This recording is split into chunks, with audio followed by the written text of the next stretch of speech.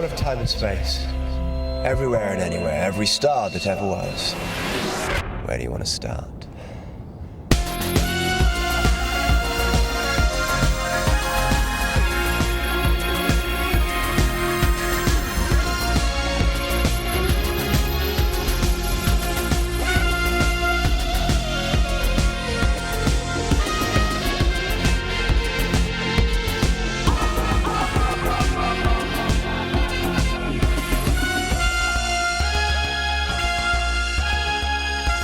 It's been literally weeks, but finally it's time to remake the 10th planet.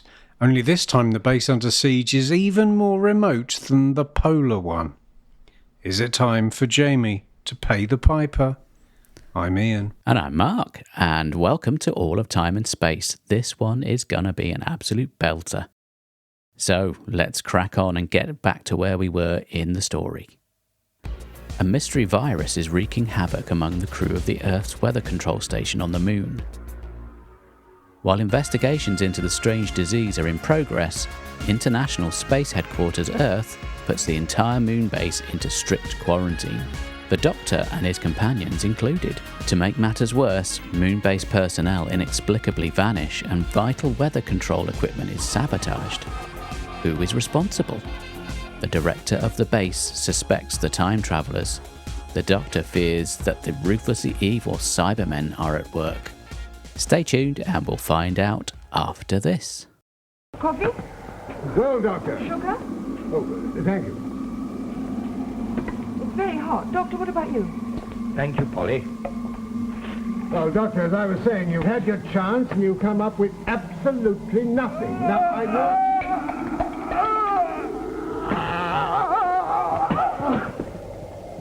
Don't touch him. Let me look.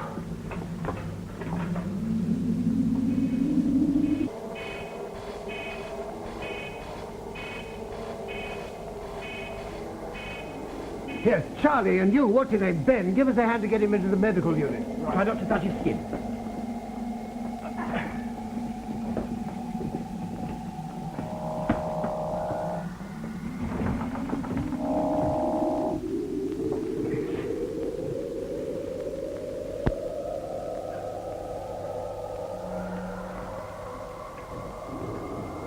Don't drink that! It's the sugar! Don't you see? That's why the disease doesn't affect everyone. It's the sugar. Not everyone takes it. And welcome back. And I'm very pleased to say we've been joined by none other than Mr. John Rivers. Hello, John. Hi, Mark. Thanks for having me on. Oh, it's a pleasure. We've been meaning to have you on for a while, so we finally got around to it. I think we should probably get something out of the way before we start our chat proper. Iain. Yes, John, it is time for you to face the Mind Probe. No, not the Mind Probe!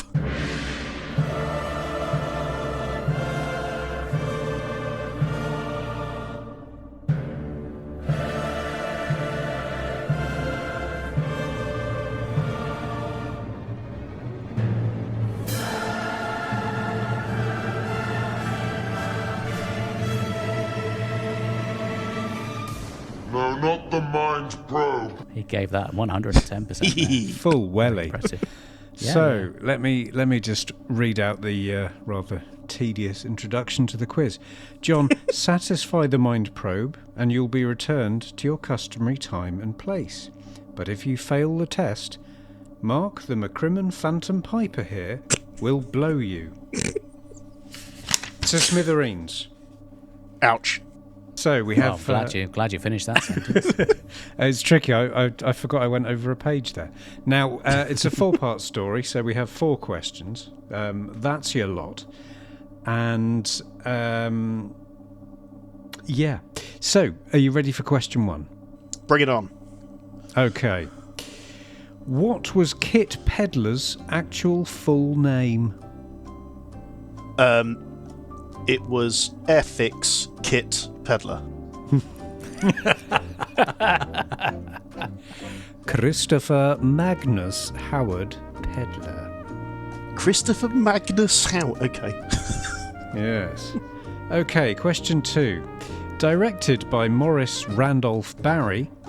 But what Doctor Who story did Barry eventually appear in?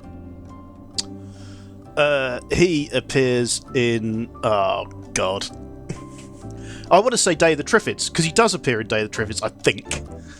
But I can't remember what Doctor Who story he appears in. Damn it.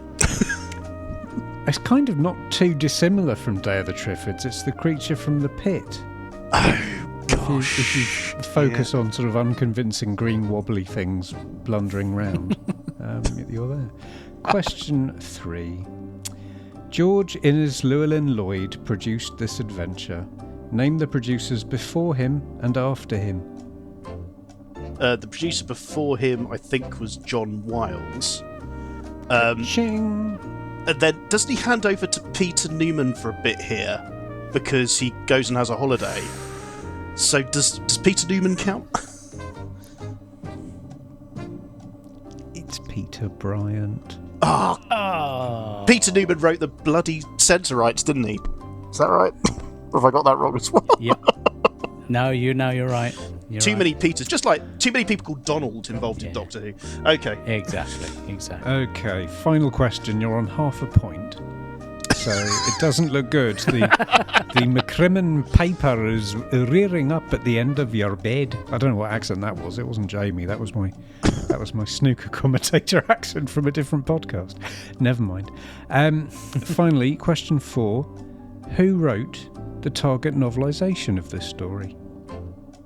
I believe it was Jerry Davis. I'll give you that.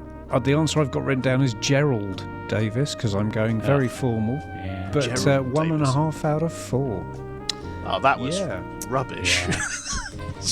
Yeah. But what the listeners don't know is that you did really well on the quiz the first time we recorded this, and you won, Yeah. and you were crowned king of the universe. But but it counts for nothing. Sadly for you, John, you're going to get sucked off. I am going to get into the time lash. Blown. How are you? Blown by the Phantom Thread. Okay, the logistics of that threat, how you're going to suck him into the time lash. You're going to kneel at the bottom and really suck off. No, have you not noticed when you activate it, it makes that incredible noise and the tinsel starts to quiver and shake, and then it's like a vacuum and it just drags anything near it in. Oh, because you got James Dyson to look at it, didn't you? No, I think it was the guys from Shark. We thought we'd stick with a company that manufactures in the UK still. Oh, good for you. I didn't know there were any. Yeah, there's not many left. Anyway, let's not get too mired down in that whole vacuumy nest of vipers. John, the Moonbase. Yes. Or as I first knew it, the Cybermen. Yes. Was your first experience of this one the target book, like it was for me? It absolutely was, yes. And I was pleased to look back at the target novelisation, which has some fantastic illustrations. It does, and some deviations as well from the TV series. My favourite, of course, being Polly distracting the men with her miniskirt. Which definitely isn't in the TV version, but is very firmly cemented in my mind, having read the novelisation. That was a very memorable moment for the adolescent John Rivers. This was last week. Well, I was going to say, yeah, it's still pretty memorable at the age of 43, but yeah. Well, that was my first ever Target book, so wow. Yeah, I've always had a bit of an affection for that one. I'm amazed you can remember your first Target book. Yeah, I'd never really had that many, but yeah, that one I remember it vividly. It had the Davison neon logo and then the painted Cybermen sort of walking through space. It was a very atmospheric cover. So my first one was the Five Doctors, which is very Cybermen-y anyway. And then the first one, that was from a library, the local library in the village. The first one I bought was Revenge of the Cybermen. So, yeah, definitely wow. Cybermen driving the agenda. Yeah. Interesting. Did you have the book, Iain, or was it something you'd managed to miss? No, I didn't own it, but I remember reading it. back in the day, probably 85, 86 when I was but little. Same cover as you from the sound of it, and it was one that I very much enjoyed. Oh, well, I mean, we're off to a good start. Whether that's going to continue to... I should warn John, if he's not listened to too many of these, Ian's scoring can be quite erratic. Here we go. You haven't recovered from last time, have you, Mark? It was, yeah, I must admit, I've just literally picked myself up off the floor from the last episode. There's... Shall we break it to John? What you gave the Underwater Menace? I don't think it's a question of breaking it to John. I think we're all here. It's a broad church. Some people are going to like stories. Some people are not going to like stories. There's going to be a mixture of opinion. It really is. Everyone's story is someone's favourite story, I really, really liked the Underwater Menace. Do you know what? I really like the Underwater Menace as well. And I think we suffer because we don't have those extra episodes. If we do have those extra episodes, I think it would just go up in everyone's estimation. Yes, there are bits of it that are very silly, but overall, there's some great adventure to be had in the Underwater Menace. And I love a bit of silliness in Doctor Who. Absolutely, and as you rightly say, there's plenty of adventure in there, but I'm not sure it merits quite the score that young Iain gave it. Anyway, let's move on. We're not here most to fun talk about story up until this point. That's all I'm saying. Oh, there we go. I mean, it must be said, you could argue that we've already seen this story once before. Is that fair to say? So let's just go over it. You've got this remote base. Yep. That's manned, no women obviously, by a sort of international collection of recruits. Yep. And it's being invaded by a bunch of Cybermen, really, for want of a better word. Quite similar plot from last time, has to be said. My point I was going to bring up was, you'd expect at the end of the series they'd review the successes and failures of that season, and they'd say, let's bring them back, let's remake that story. But here we are, remaking the 10th Planet 3 stories after the 10th Planet has been broadcast. A few weeks later, really, isn't it? It's indicative of just how against the wire they were when they were making Doctor Who at this point. So, the 10th Planet is broadcast, I think it's from October 66, so it's the 8th to the 29th of October. There's really positive feedback about the Cybermen. And so Innes Lloyd, who's just like, well, we need to bring something new, we've got to make Doctor Who popular again. And they knew they weren't going to be getting the Daleks for a while as well. So. Yeah, so he's watching junior points of view. There's positive letters being read out about Cybermen. He goes and commissions this story on the 18th of November. So it's only really sort of 2.5 weeks that they decide that they're going to go ahead and do this. I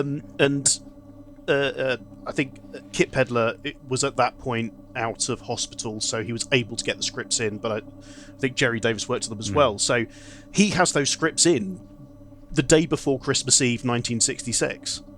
They start filming 17th of January.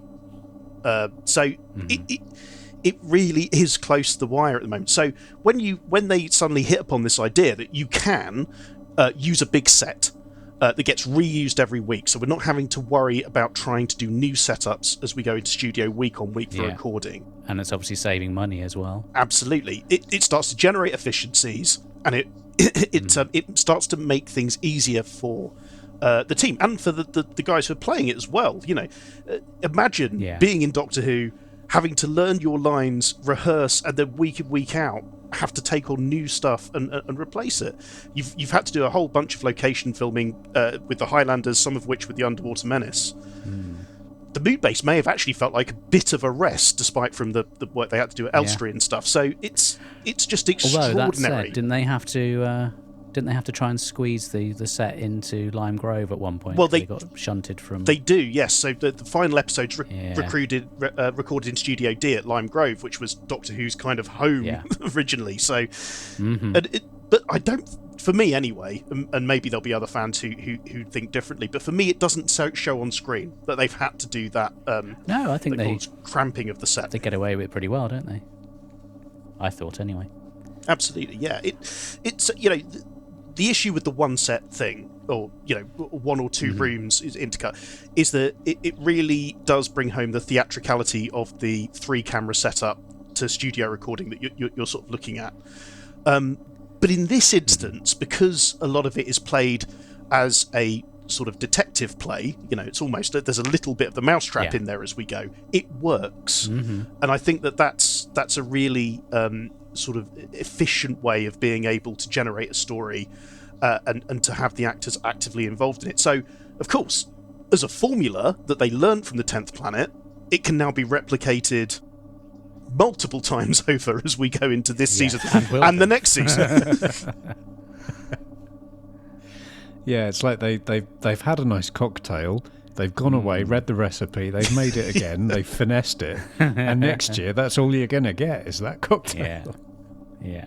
Which I don't mind too much, to be honest, but there you go, that's just me. Maybe I'm easily pleased. Another thing I noticed is becoming a trope in... it's been a trope for a while, I'm not going to blame it on season 4, but episode 1, where it's largely just the TARDIS crew sort of... I've written down titting about. But there's always this kind of first 20 minutes of any story in this era that seems to be the crew just kind of mucking about. I suppose when you think about it, at the time that they made this, the space race was in full flow, wasn't it? So I think they were kind of keen to sort of latch onto that as a way of getting people interested in watching it. And so, I guess they wanted to show off that they were on the lunar surface. I don't know. I mean, obviously, we don't have the existing footage of that initial episode, but it sounds as though they were all really feeling quite sore by the time they've finished on the Kirby wires.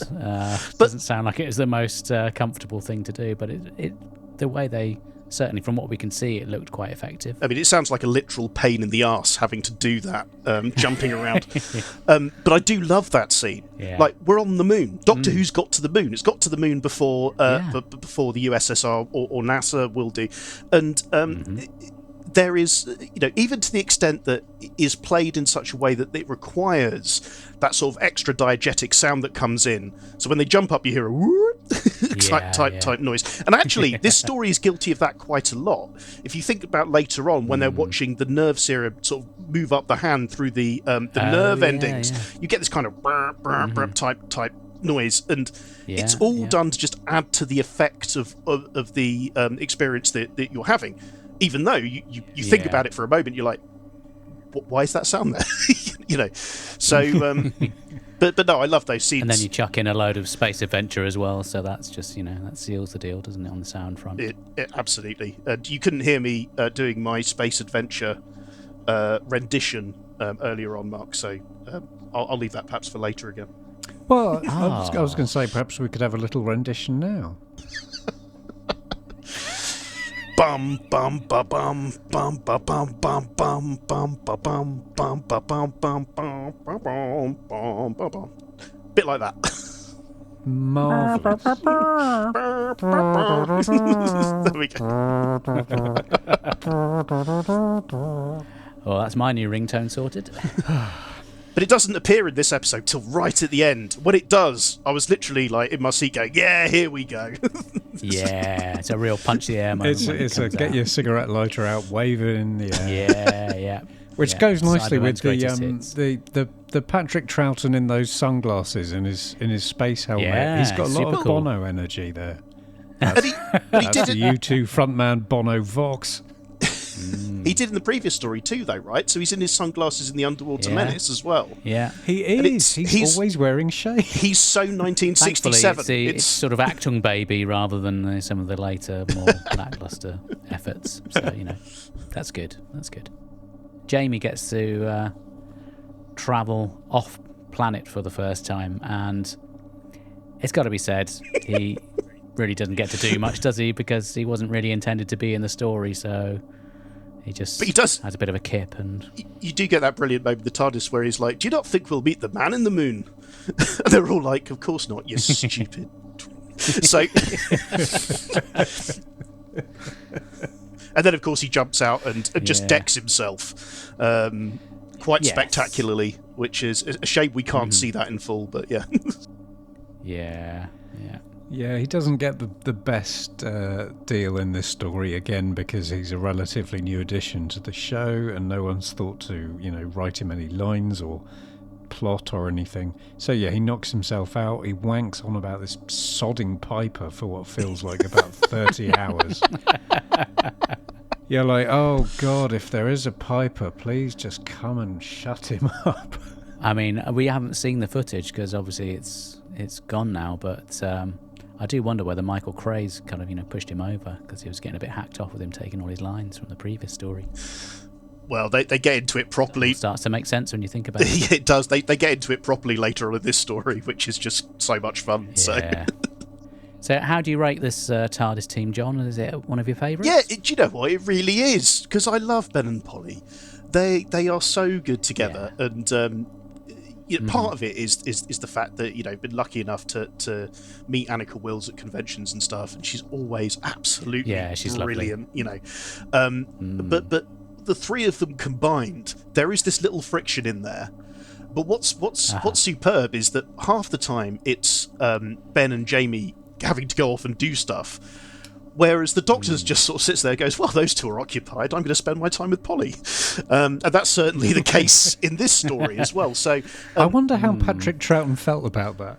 Yeah, it could be a bit of typecasting going in there, possibly. But, no, maybe he was thinking, no, I can't say that.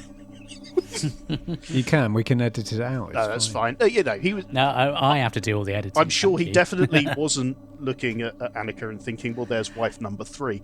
No, absolutely. Maybe not. he came up with the idea for the miniskirt in the novel. Who knows? But it wouldn't surprise me. Although it seems to be Deborah Watling that they had to.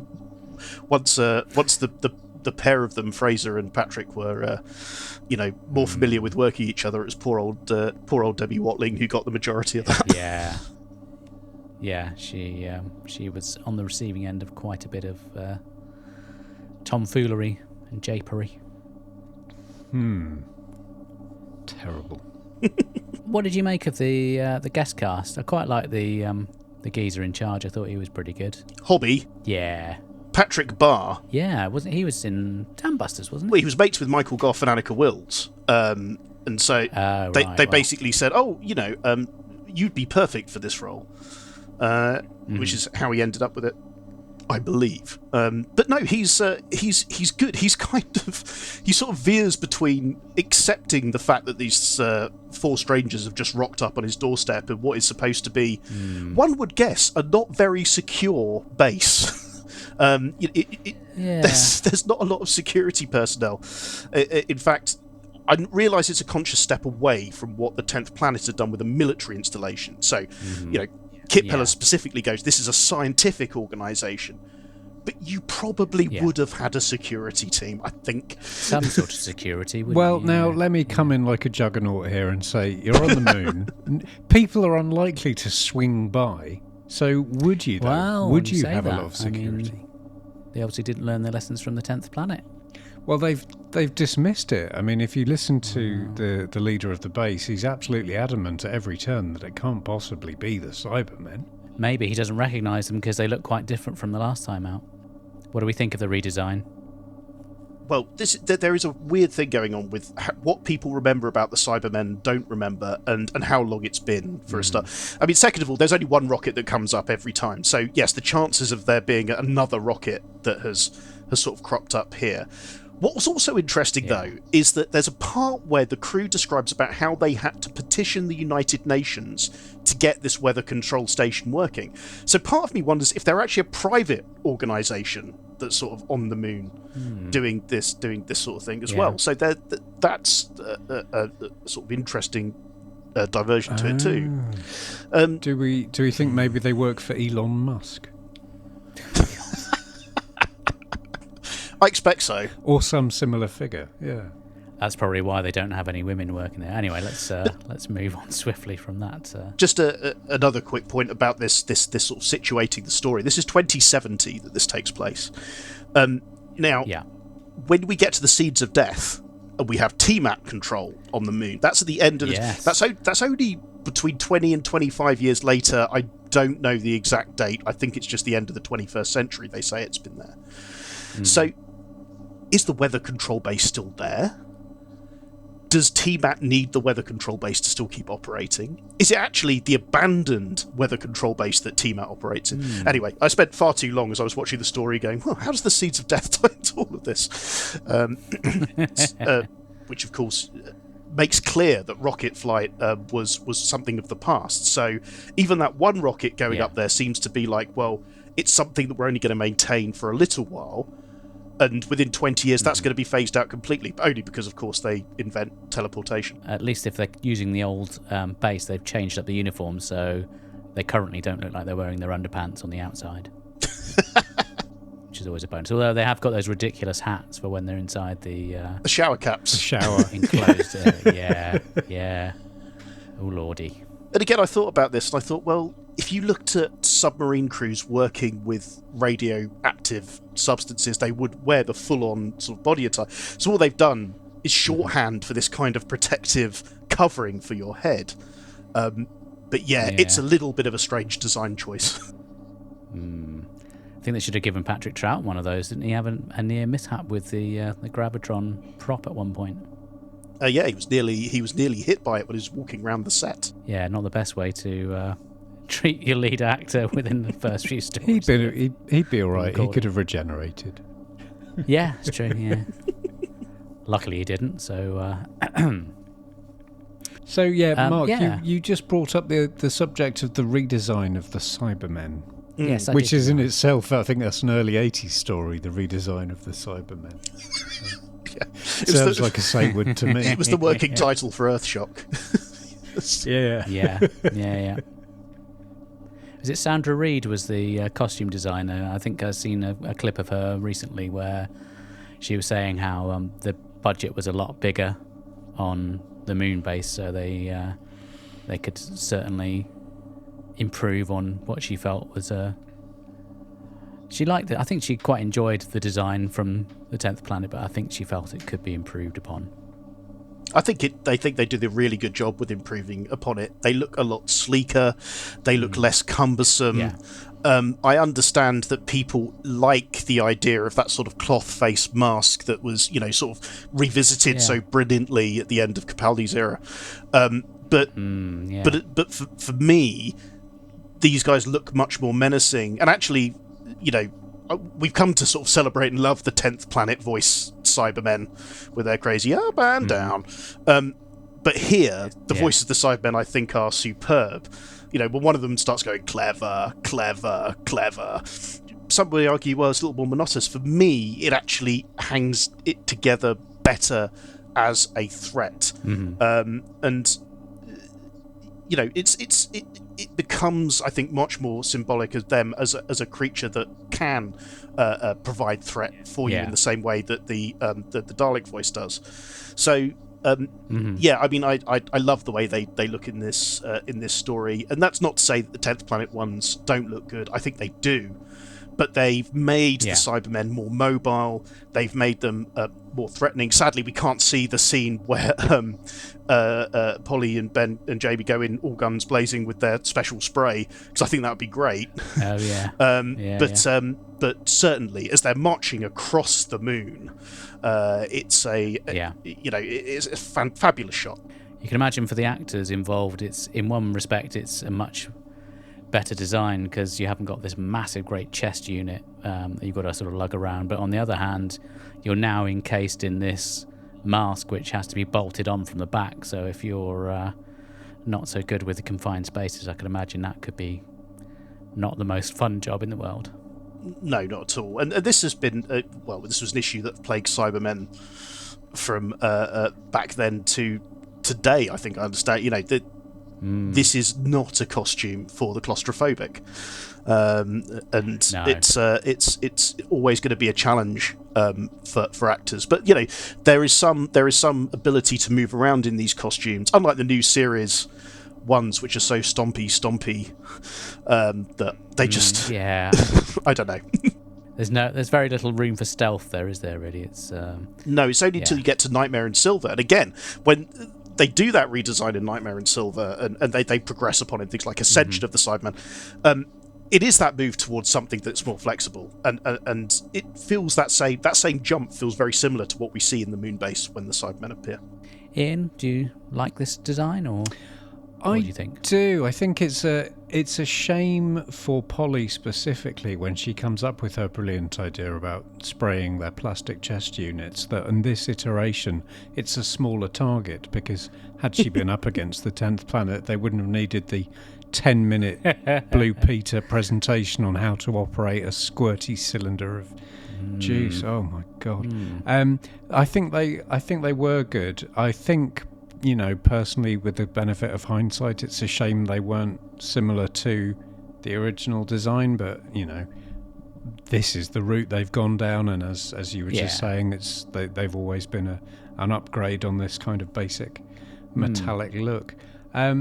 I think, a lot of Doctor Who fans will say that every time the Cybermen appear, they're not quite as good as they were last time you saw them. But I think this story is, the portrayal of the Cybermen is right up there with the 10th planet. Their plan doesn't necessarily entirely work for me. But it doesn't exist, Ian. The performance is brilliant. the plan doesn't exist. Well, they've studied humanity to the microscopic forensic level of working out that a lot of people like sugar in their tea and coffee. Yeah. Right? At no point has Malcolm the Cyberman turned around in the board meeting and said, but we're Cybermen, we could just smash them with our superior strength. Aren't they supposed to be 10 times stronger than a human being? Well, yeah. Absolutely. So where they go through this farce to slowly poison some of the people on the base using contaminated sugar, it just feels a bit, needlessly baroque to But quote it does someone. mean we get to have that cool effect, as John was talking about before, with the sort of the virus spreading up the nervous system. I thought that was really good. Yeah. Really good. Which gets revisited later down the line, but that's a bit away yet. They make the comment that we have stupid Earth brains. Stupid Earth brains like yours can... But so, of course they're going to want to try and do something clever. It's no use to go smashing stuff in. If you've already established that your foe is intellectually below you, then by all means go ahead with a ridiculous ruse involving sugar. Yeah, I'm not entirely. But I would argue it's not a logical stratagem for the Cybermen to employ, and they're nothing if not logical. You seem to be questioning that the Cybermen would always employ a logical stratagem, and for a logical What do you think? race, Sometimes they just piss about. based on logic. There's a lot that they do across their history which is extremely illogical. So their version of logic is very, very twisted. Because it works for some things and it works for others. I mean, there's a good example in here where they have no concept of revenge, and yet a few stories later, that's all they're about. So it really Literally. it really does change a lot. But what I like about this sort of this version of the Cybermen is they see themselves very much away from this idea that they were once human. Earth is seen as a strategic target for them. In the brief conversation about what they're planning, they intend to wipe out all life on Earth. So it's not the case that they're going to go to Earth and start converting people to make more Cybermen. They want to wipe out the Earth and just have it for some reason. Now, there's some follow-up lines to this in Tomb of the Cybermen, which tries to explain further about what they were after. But in this instance, it's like, no, we're an alien force that likes your planet. We just don't want you anywhere near it. And so this is why, and it's a pet thing of mine. I love it when the Cybermen are in space. I love it when they're a bit strange. I much prefer it to all the we're going to convert you and the body horror stuff, which a lot of fans love. And don't get me wrong, that's fair enough. That's good. But I prefer it when they're a bit weird. Like they're a bit weird in the 10th Planet, and they're a bit weird here. That for me. that iteration of them really works. We get to the wheel in space; they're really, really weird. So it's great. It sort of has these sort of strange permutations about plans about what the Cybermen actually. What do they want? You know, at one point in the wheel in space, the Doctor says they want the treasures of the Earth. What treasures? Like, yeah, it's very, very weird, and that's how I like my Cybermen. Yeah. Well, this is the era for you then. Absolutely. I feel like we've moved on a little bit from the 10th Planet, in as much as, although we have got this sort of multinational team of scientists, I think we've managed to avoid some of the national stereotypes, although there's still a little bit of that going on. But is this a good time to talk about Benoit's jaunty neckerchief? Yeah, I could have strangled that little to. bastard with that horrible bit of snot rag. Did you notice that he moved on Polly the minute she entered the Moonbase? Absolutely, It was instinctively, like it was some sort of racial slur. Exactly. As soon as if you were a Polly young walked- single man, wouldn't you be the same? Yes, John, but come you on. know but because he was he supposed to be Belgian or French? I'm not entirely sure. He's French. I But thought. he got he got the kind of shorthand character sketch of, well, he's from France, so as soon as there's a woman, he's practically gonna, you know, trousers down, But even better, he dripping baguette. gets to admonish the Doctor in French, which you know, I sort of sat there going, well, that's not often you see that a character will just come up with a completely foreign language and you know, will deliver 3 whole sentences in that language with no subtitle or explanation at all. Well, it's a global show now. You know, we're trying to reach a multinational audience, so you know, a bit like an early El Dorado. Sorry, you've just made me think about those when they did the French novelizations of Doctor Who stories. They have those weird twins who were responsible for bringing those to the French audience. Oh yeah. And it has the best cover for they the were Crusades, with the Doctor with his head in his hands as someone's run a lance into the side of the TARDIS. Sorry. Anyway, sorry. I'm completely unaware of these. I'm going to have to go and Google. I'm going to send you some links. Yeah. You will. You'll enjoy fantastic. these. You know, certainly up for discussion on your side project, I would say. Fantastic. I look forward to that episode. What else have we got? We've got a character of colour, but he only works in the kitchen and he doesn't last long anyway. But yeah, still no women on the base, because we have this prevailing military attitude of the time the story was made, that it was man's work and men can operate in perfect isolation in a sort of manly heterosexual way without resorting to nasty little neckerchiefs. I mean, we have seen the best use of a tea tray in sci-fi. Well, 2, possibly ever. yeah. No, one. Once with the sugar, once with the tray itself. I like the tray. I love the way it had to be done in one smooth motion with precision, or it won't work. It probably will work. It's just going to be sucked into place, surely. Yeah. But what do I know? Is this a good time to talk about the coffee, the sexual politics of the coffee? Because it's not received wisdom says that this story, you know, it in some way denigrates Polly because she's the person who's told to go and make coffee. But if you read the story carefully, first of all, Ben is the first person who says to make himself useful, he'll go and collect all the coffee cups. So the coffee is established as being important. That's Ben does that first. Second of all, when the Doctor says to Polly, you should probably go and make them all some coffee, it's a distraction tactic. Because at that point, he's under pressure from Hobson to let them know what's been happening and does he have an answer? He doesn't have any answers at that point. It's only through that, when they all gather around and have the coffee, that they establish that. So I think there's only a point in episode 3 or 4, maybe it's episode 4, where Polly actually does bring the coffee to everyone. So yeah, I agree it's not great, but it's also not the massive thing that I think fandom has made it out to be over the years. You know, Annika Wills herself says on the extras on the DVD that, you know, it'd be a great honour to work alongside the Doctor. Of course you'd do whatever you wanted to do to help.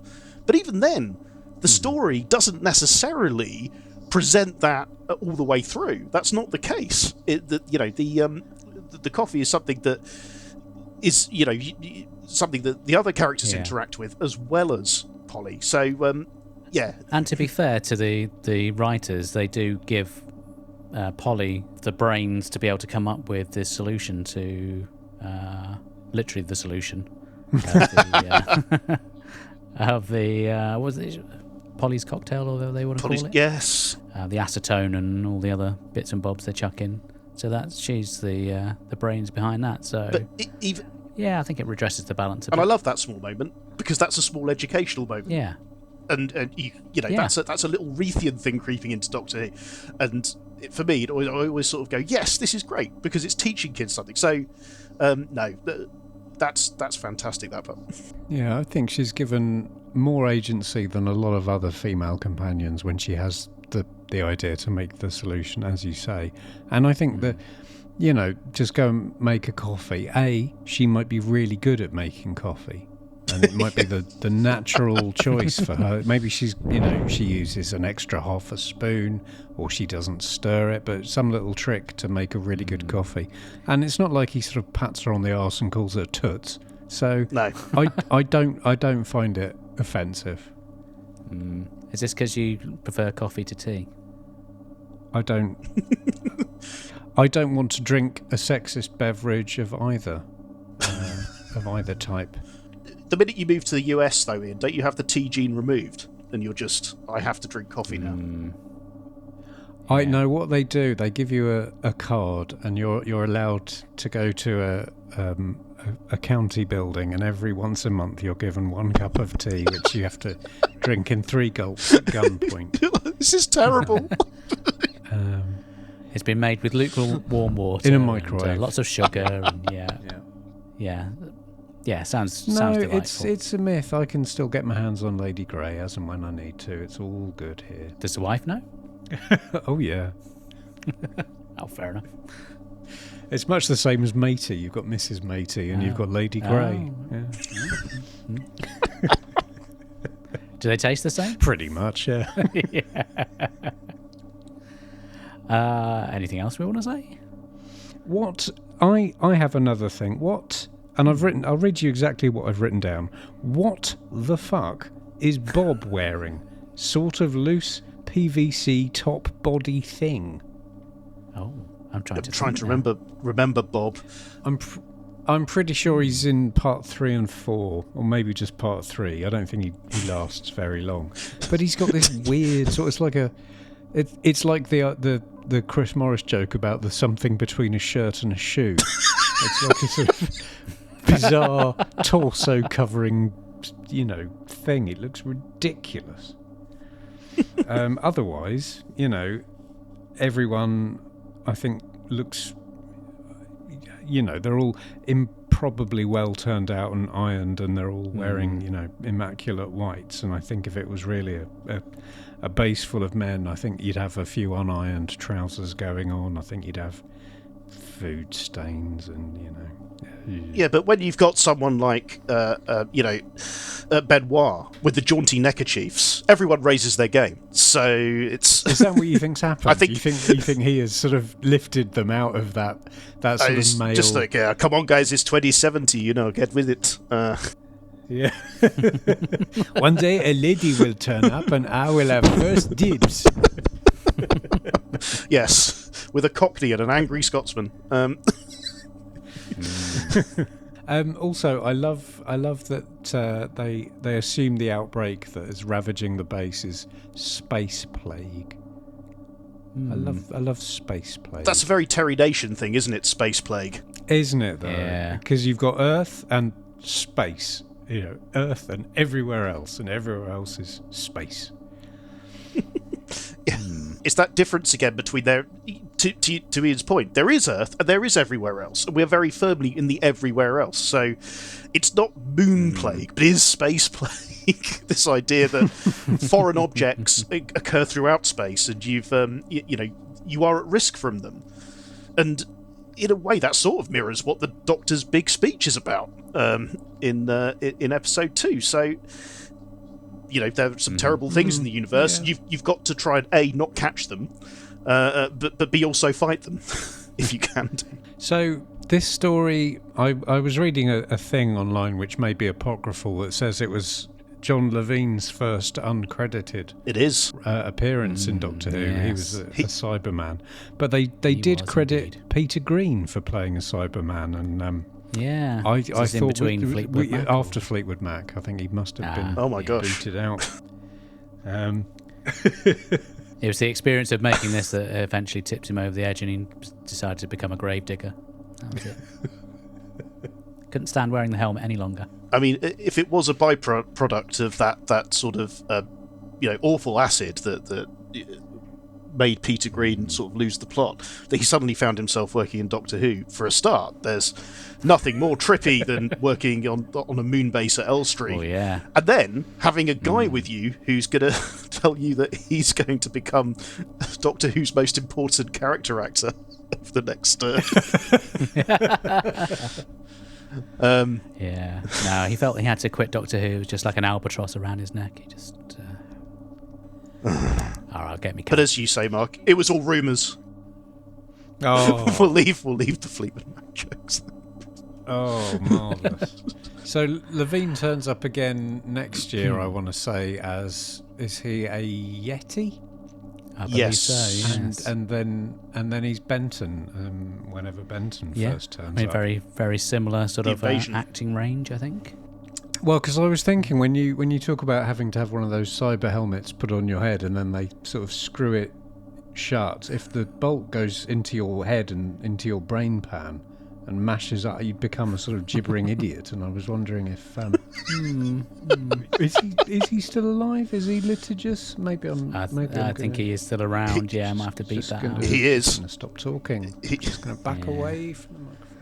Have to drop in the older Spider-Man theme tune like they do on Dilly Sitting there by the phone, waiting for RTD to call. This will be It could this happen. will be the day.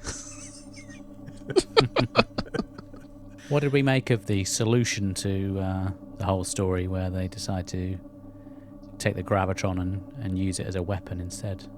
I think it works quite well. I agree. I think it does work quite well, and they've not really demonstrated anything about the maneuverability of the Gravitron up to that point. And actually, that whole sequence where they're trying to force it lower so it can actually point down to the moon, it's quite tense. I was quite tense sat in my seat watching that. It was great. I don't. People have said, well, it's a really easy solution for the story. I don't think that's the case necessarily. I think that it is a good payoff. So, yeah, fair play to that. And, the Gravitron itself is an impressive-looking thing on the set. The designers have done fantastic work because you look at it and you go, actually, that does feel like something that you could point at the Earth to make the tides move in a certain way or divert hurricanes somewhere. So, when it gets used against the Cybermen, who have brought their own space laser with them, which is also cool, and they're deflecting space lasers off the surface of the moon. Yeah, come on, this is great stuff. This is cracking stuff from Doctor Who. Yeah. And you have that whole sequence as well where the guys from the base go out to try and... I think they're trying to fix something, aren't they? And they get jumped by the Cybermen. That's all very exciting. And they do that classic making my hand into a bigger fist by wrapping one hand around the other and then thumping someone, which is it's up there with the karate chop. It was great. Yeah, I thought the Cybermen on the lunar surface sequences were really good. You couldn't see any wires when they were floating. Yeah, across the whole space. thing they're marching across is and very I cool. think the set of the base was absolutely incredible. Yeah. So this, none of them feel like high budget productions. Let's be honest. You can see a wall wobbling in this one, but I think this is one of the strongest. From page to production. I think this is really good. And because they've put those constraints on themselves. So let's all focus on doing this one thing in one place.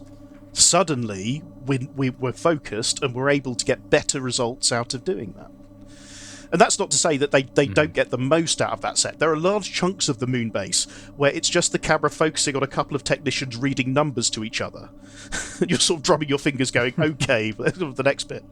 But because they have that focus, they've got this sort of 1, 2, maybe 3 sets.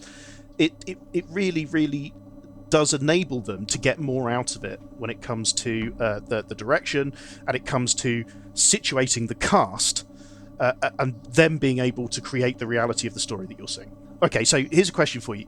Ben was in the Navy. Did Ben work on nuclear submarines?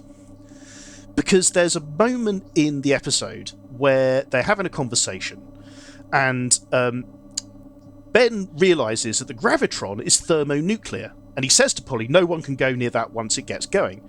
Well, why not, says Polly. And he says, well, because, Duchess, the temperature inside is about 4 million degrees.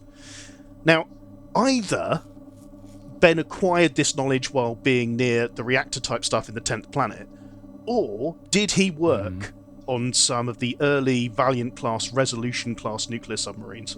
I wonder. Well, obviously, Kit Pedler is earning his money by introducing some sciencey bits. Yeah, it's no, I like that. It kind of gives the character a little bit more depth, doesn't it? It doesn't. Well, certainly if he's in a submarine. Yeah.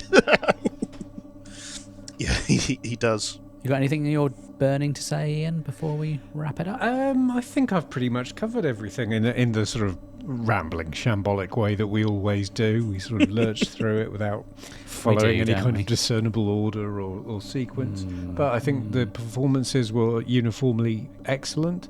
I think the set was amazing. And I think the story is, one of those real classics. Lovely. John, yeah, two things from me. First of all, it's great to hear Carry On Nurse get a shout out in episode 1, which audiences would have known from about 8 years beforehand when that was at the cinema. Second of all, the end of the episode where they go to the time scanner.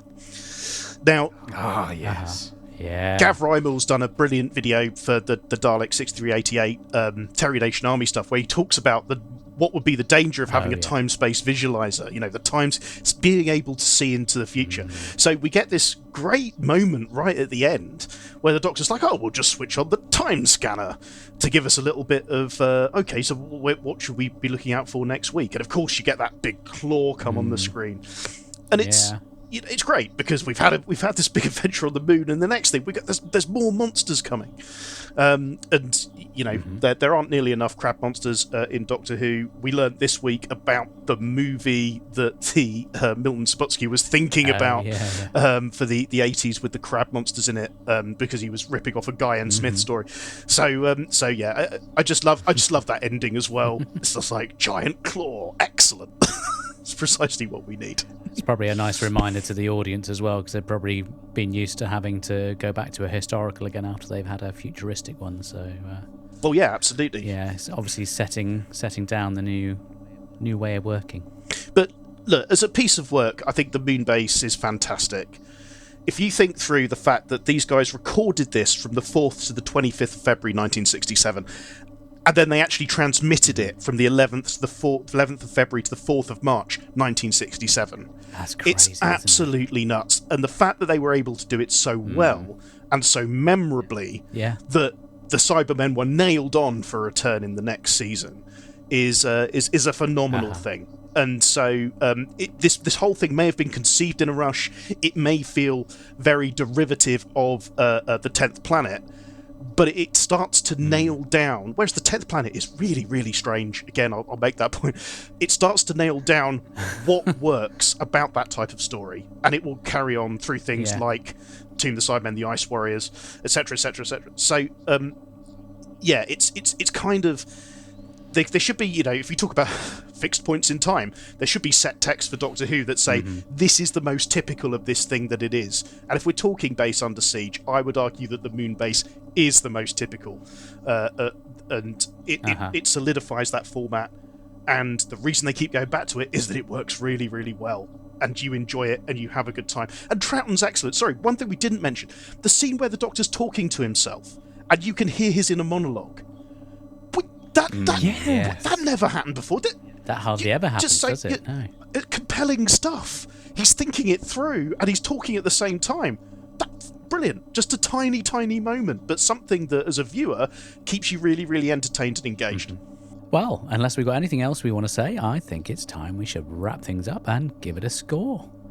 So we're going to mark it out of 10, and I'm going to come to John first. What would you like to give the Moonbase out of 10? Do you know what? There's stuff in the Moonbase that could have been tweaked and could have been made to just land that little bit better. I'm talking about Benoit's bloody scarf. But most of all, this is a compelling Doctor Who story. It's a solid 8, if not a 9 out of 10. I think that's fair. So we're going to settle for 8 or 9? I'm going to settle for 8. Let's not go mad. Okay, well, I mean, that's for Iain. Okay, I'll go next. Yeah, I've always had a soft spot for this just because of that. I suppose it's that Target memory. And we haven't mentioned the animation, actually. I thought the animation on the DVD version is really impressive. I think it's certainly one of the better installments that I've seen anyway. Absolutely. So that really helps to draw you into the story that bit more. So I always appreciate a good animation. I think there's enough about it I know we've kind of talked about it being a bit of a retread of the 10th Planet, but I think there's enough going on there and enough new story stuff coming in to make it not just a complete retread. And I think there's a lot to enjoy in it, so I am going to give it a 9. Iain? Well, I think they've taken what worked in the 10th Planet and they've just finessed it and made it work even better. They've kind of created what the show's going to be like for large chunks of certainly the next 2 seasons. So I think you can't escape from the fact this is one of, as John said, the real kind of texts of Doctor Who at that time. Not perhaps quite as much giddy madcap fun as the Underwater Menace, but you can't get away from the fact that it really is an absolute classic of the certainly of the season and of the era. So it's a classic. It's like an old desk. It's sturdy. It's solid.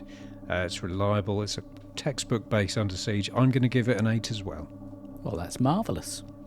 So that's what we think. It's time to hear what you guys think of the Moonbase with a bit of feedback. I've got mail. Okay, well, let's have some feedback. And first up, we have heard from Ben Schneider in Indiana. My favorite thing about the Moonbase as a story, as an actual narrative, is that the Doctor never says the moon is actually a giant egg. He never mentions it. Thank you, Ben. And first up from me on Twitter, I have heard from MTSM. That's at John MTSM21. And John says, not as good as the 10th Planet. You can't beat a snowy base Under Siege. But it does have an actual French person in it, which somehow impressed me when I first saw it. It added a much needed bit of realism to what is otherwise an incredibly stupid story. and a much needed bit of cloth. Yeah. He continues. I mean, you could drive a cyber truck through the plot holes as long as nobody has filled the holes with a tea tray. Nevertheless, it's my favourite TARDIS crew, and I love spending time with them, so this story is a guilty pleasure. Rating 2.5 implausibly hidden Cybermen out of 5. Oh, he's giving it a 5 out of 10. Oh. Well, thank you for that, John. Next up, we have heard from 26 Glorious Years. That's at 7up6389. And they say, the love of the original Target book and that glorious DWB photo novel with the wonderful Hebarian band cover always comes to mind, and there's a lot to admire in the surviving eps, not least Troughton's detective work, the Ealing moonscape, and Eric Siday's eerie soundscape. Thank you for that. And next up, we've got Dave Jarvu at Dave Jarvu 2001, and they say, one of the highlights of the year's VHS releases, you got a good chunk of the story with a conclusion that was not diminished by the poor picture stroke sound.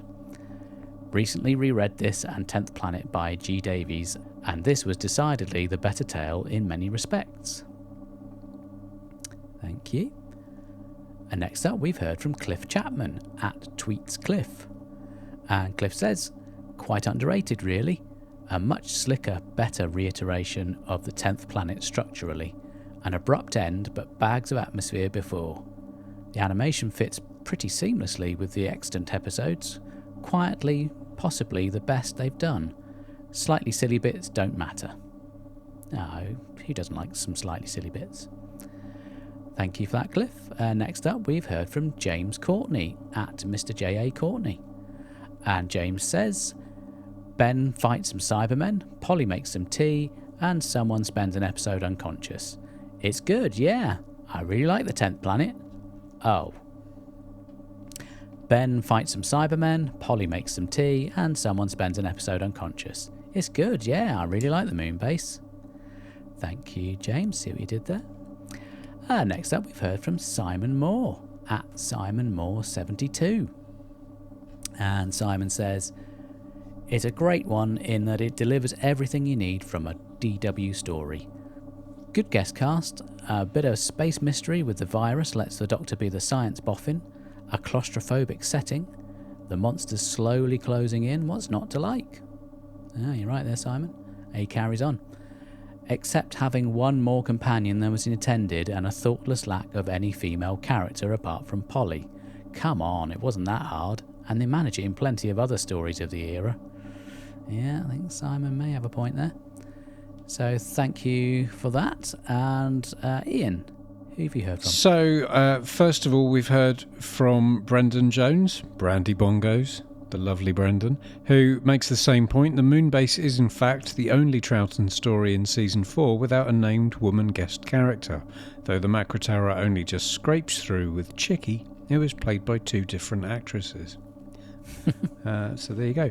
Richard Smith from Something Who has graced us with his presence. He says, the Moonbase is one of my favourite stories. One of the earliest Target books that I read, which, you know, me cutting in here, that seems to be a truism for everyone, doesn't it? So I was keen to see the extant episodes when the Cybermen the Early Years video came out. It's a shame Polly's finest hour in episode 3 is missing, but the animation is excellent. Some misguided people suggest that the plot is simplistic, but the whole point is that it's beautifully pared down and atmospheric. Some great moments from the Some Corners speech, Polly's cocktail, the Cyberman's already in the sick bay. It's the archetypal base under siege. Lucy McCall gets in touch and says she really likes it. It does suffer a bit from the 3 companions problem, but I think there is enough real tension for a proper base under siege. The cyber infection is creepy too, and the space battle music is great.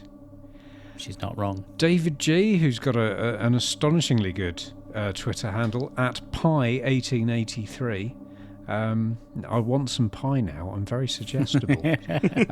Jamie, he says, has about 20 lines over 4 episodes, and most of those are about the Piper.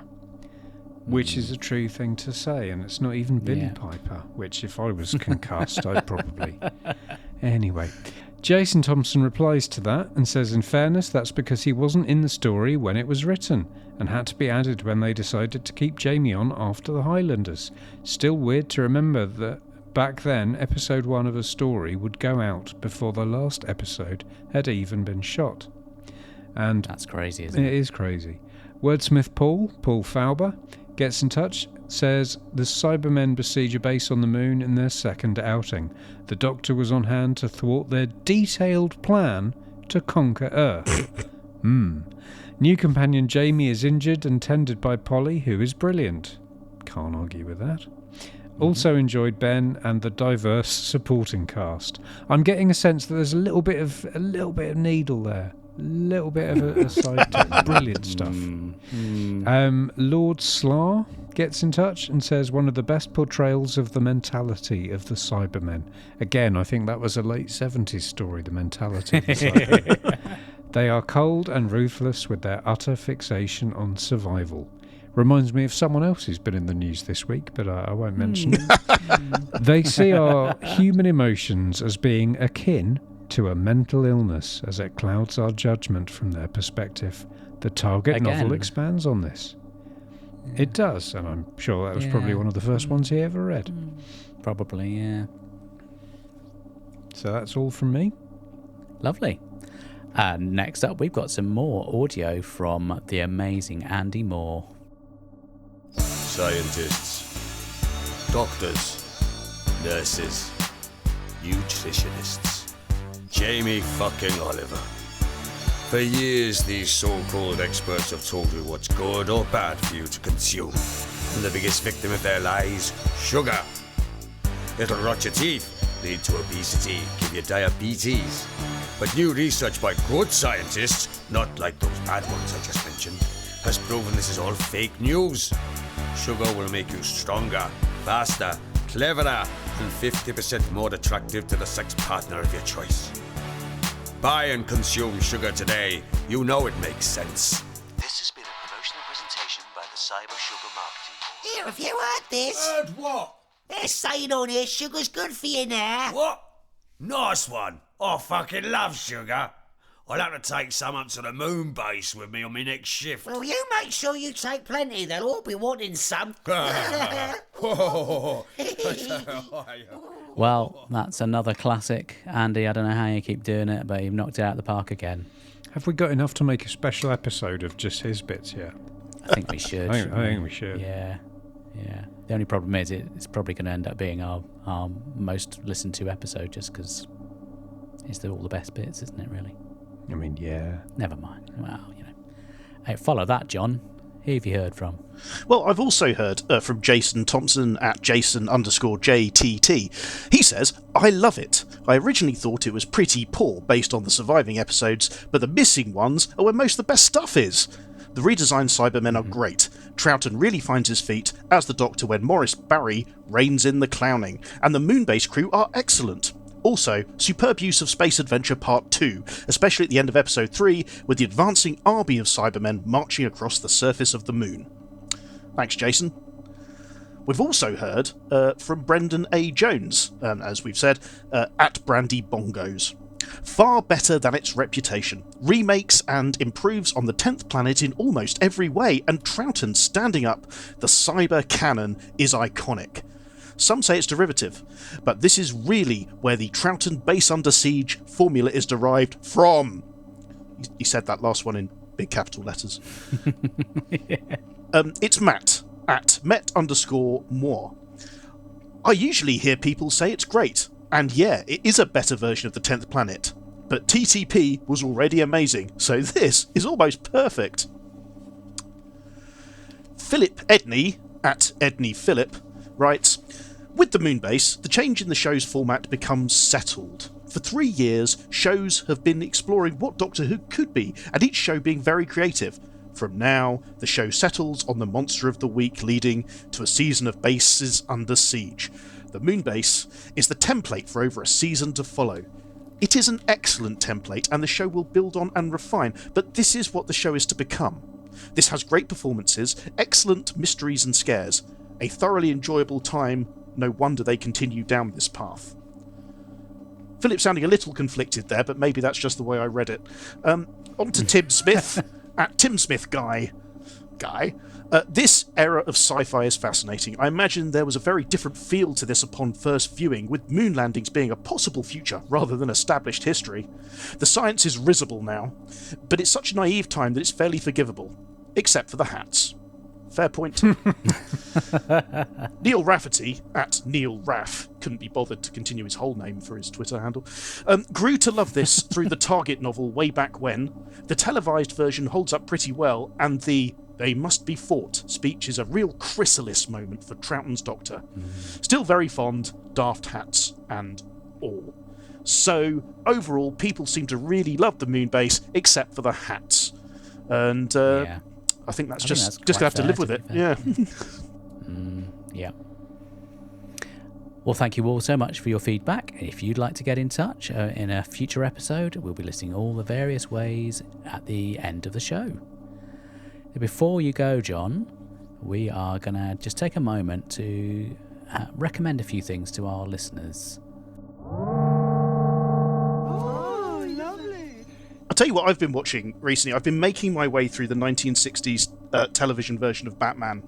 And I'm currently halfway through season 2, where Batman has just had to fight an election for mayor of Gotham City against the Penguin. Oh my goodness. I am enjoying every single moment of this series. It starts off camp and it gets sillier. And I know some phones bemoan the fact that it gets sillier from sort of season 2 onwards, but it is so enjoyable. The looks to camera, a lot of fun. the lurid colours, the Blu-ray restoration that's been done is absolutely phenomenal.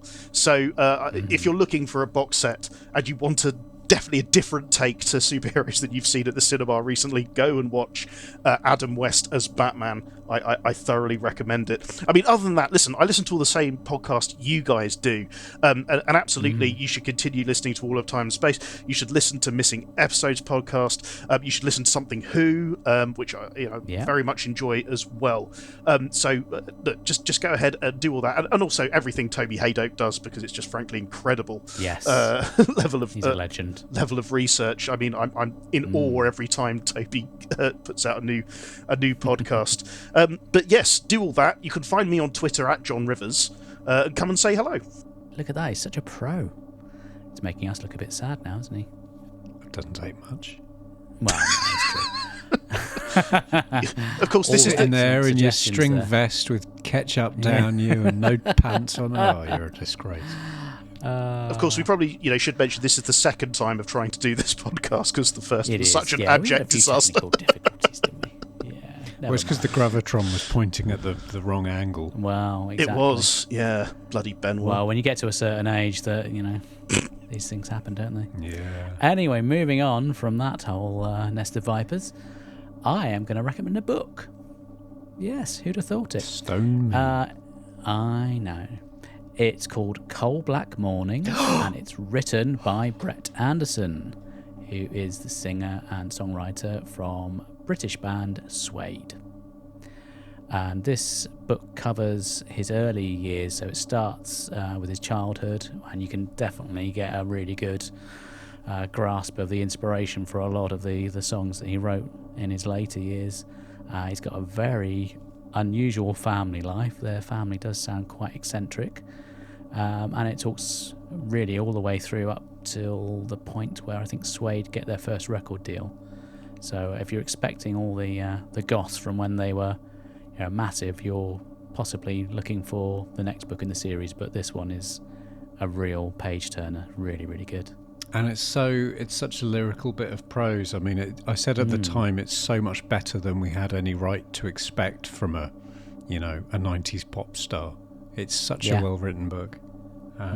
Very well written. I won't mention that I was in a meeting with him when it was going to be published. For a brief while, we were going to be the publishers for that book. So I got to meet him, and like everyone else in the room, I just sort of giggled a bit and said, "I love Dogman Star the best," and then sort of fainted. I'm also going to recommend a book. I'm in the middle of a book called After Sappho by Selby Wynne Schwartz, which is publishing in July 2022 for listeners in the future. It's already available for listeners who are bizarrely hearing this a long time before we're going to release it. It's coming soon. It's a marvellous kind of history of, shall we say, the Sapphic movement through its kind of most preeminent 19th and 20th century avatars, and it's just gloriously lovely to read. Lots for you guys to check out. So it just leaves us to thank John once more for coming on and being such a great guest. It was a really fun recording. I'm glad we actually managed to get it to work this time, and we'd love to have you back another time. Thanks very much, Mark. I thoroughly enjoyed it. It's been a real blast, so thank you for that. Excellent. Well, coming up next, we've got a serious case of the crabs. Oh, must be a Tuesday. So on that bombshell, we'll leave you with that thought. And thank you for listening, and we'll be back soon. Goodbye. Bye. TTFN. If you'd like to get in touch, you can email us at mailbagofrassilon@gmail.com. We're also on Twitter @TimeEndSpacePod, and you can also find us on Facebook. If you want to leave some audio feedback, there is a link in the show notes. You can use your phone or your computer and leave up to 60 seconds of feedback, or if you're listening via the Anchor website, you can click on the message button and leave your audio. We'd love to hear from you. And thank you to Momo Tempo for providing our theme music.